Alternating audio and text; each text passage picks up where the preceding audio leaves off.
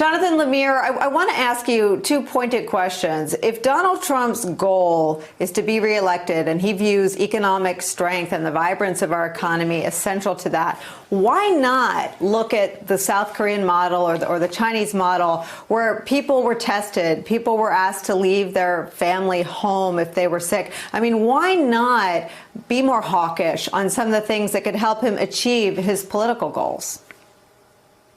It's a terrific question. He's obviously changed his stance now a few times. For weeks, he was not taking this nearly seriously enough. And then we had a switch there a week or so ago where he billed himself a wartime president, suggested this might be with us till July or August. That was when they announced the 15-day guidelines for social distancing and for closing of businesses and so on. And it suggested at the time that would be there'd be other measures likely to follow.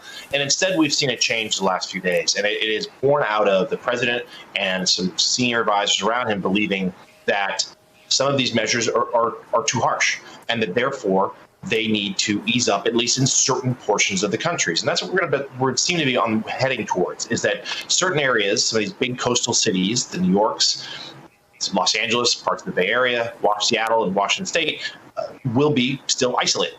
New York, at least for the time being, with the strictest measures. And they want the rest of the country, at least portions of it, to start coming back because they've made that calculation. And there's no question. In fact, just a few minutes ago, the president tweeted and said that he believes that it's just the media who is calling for the country to remain shuttered because they're hoping to damage his reelection hopes.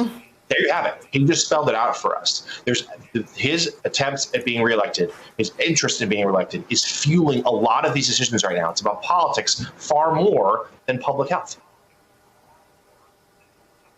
Is there any reporting that suggests he has any connection or affinity for the city he called home for so many years? He has had a very up and down relationship with the major politicians and elected officials here. Since leaving, taking a step back, since leaving New York to become president, moving into the White House, he's only been back maybe a dozen times or so. This was someone who had spent his whole life in New York, was considered a major homebody. During the campaign, would fly back nearly every night because he loved being in Manhattan so much. He has now turned his back on New York. And let's remember, he is now officially a resident of Florida. He changed that earlier this year, which also was in part due to helping his electoral chances, but also because of the mass protests that he faces every time here and his deep unpopularity in his home state. Your introduction nailed it correctly. His relationship with Governor Cuomo has been very hot and cold during this crisis. It has caught the president's attention, how successful, how much credit Cuomo is getting for his daily briefings. In fact, there have been a number of days where the White House task force briefing has delayed its start until Cuomo finishes up. Cuomo, according to our reporting, has figured out, as many do, that flattery is the best way to get to this president. In fact, when he was deeply frustrated with Trump a week or so ago, did a round of interviews praising him before Trump had even really done anything, hoping that Trump would see the interview and then authorize more assistance. And that's exactly what happened. Mara Gay, you wrote something remarkable before I came on the air. I want to read some of it and ask you to talk to me about the rest of it. You write, what is it like here in New York, now home to more than 7% of the world's coronavirus cases? Eerie, anxious. The schools are closed, so are most stores. Subway ridership is down nearly 90%. Doctors warn that our hospitals are running out of ventilators and medical supplies and are on the brink of disaster. Every day, we learn that someone else we know is sick. Tuesday, I read that Crystal Cadet, a young paramedic I interviewed months ago, was fighting for her life. Wednesday, I found out that an older friend who's like a second father to me has been sick for days. Every day, we worry. We wonder if our neighbors can pay the rent. We go stir crazy. We pray. We wait for help from a federal government we fear may never come. Talk about your walk and your walks across the bridge and your trips to the 9/11 memorial. Thanks, Nicolle. Yeah, I've been doing a lot of walking. There's not too much else to do here in New York. One of the things about what we're going through here in New York City is that many of us live in small apartments. So it's not quite as easy to kind of shelter in place, so to speak. But I've been walking miles. I think Sunday I walked 14 miles and going on a lot of runs. And the only thing keeping me sane, I see a lot of people out, but for the most part, folks are being very responsible. giving each other wide berth.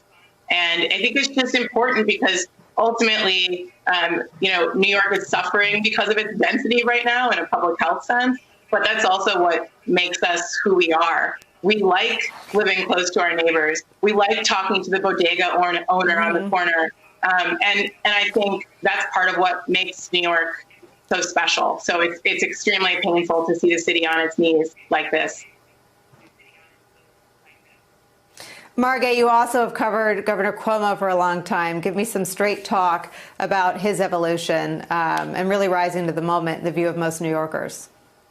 So I think that the governor has, for the most part, done a very good job. I think this is not so different. We're seeing right now what the country is seeing is the Governor Cuomo that a lot of New Yorkers already know. I mean, I think there's a huge benefit to electing public servants who see their job not just as politicians, but again, as public servants. Governor Cuomo is somebody who has plenty of flaws, but understands how to move the levers of government. He knows how to set up hospitals. He knows how to talk to the president and get what he needs. He knows this president really well.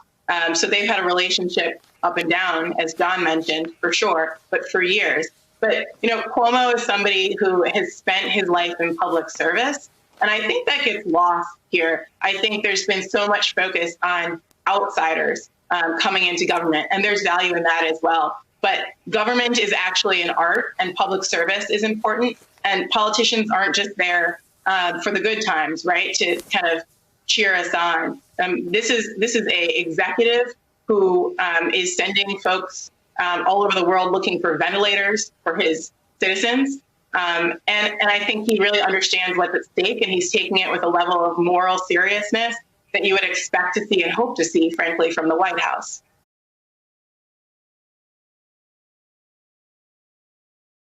Hey there, I'm Chris Hayes from MSNBC. Thanks for watching MSNBC on YouTube. If you want to keep up to date with the videos we're putting out, you can click subscribe just below me, or click over on this list to see lots of other great videos.